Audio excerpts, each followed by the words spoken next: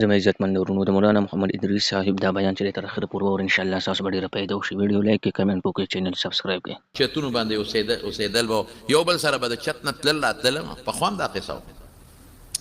نو دی په چت باندې څملاستېده، مخامخ به امام احمد ابن حنبل چت ته راوخته، په اخره شپه کې د الله عبادت به یې کوه او خدای ته به یې ژړا کوله. دا لور به څه وي؟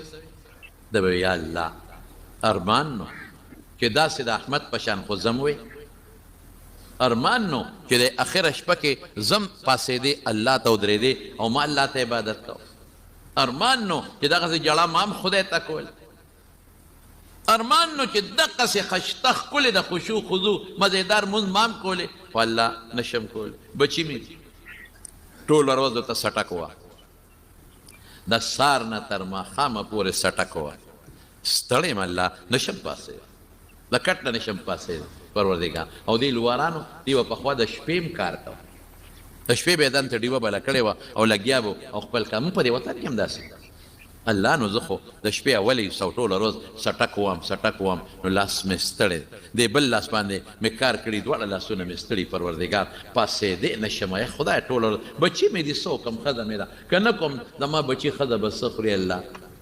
ارمان چې دقسې زما هم څه د رزق بندوبست شوی وي او دمه وي او اخره شپه کې زه پاسېدې پروردګاره او تا ته مې ژړا کولې، مونځ مې کو، نفلونه مې کولې او داسې اوږد اوږد رکعتونه مې کولې.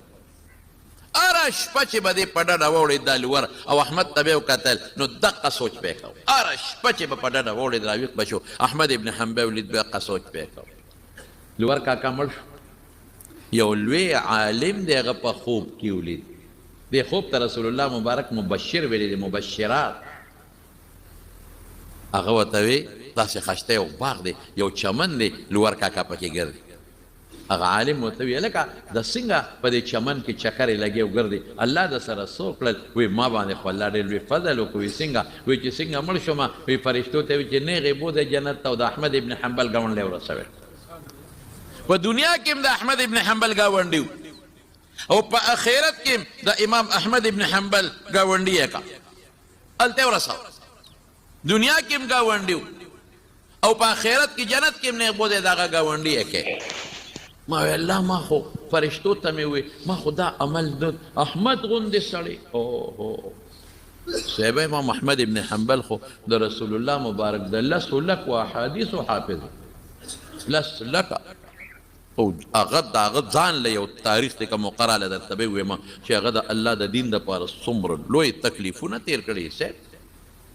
هغه خو دومره غټ تکلیف د قرآن شریف په یو مسله کې تیر کړی دی، خالص د قرآن شریف په مسله کې دومره غټ تکلیف یې تیر کړی د قرآن شریف په مسله کې چې دورې یې خولې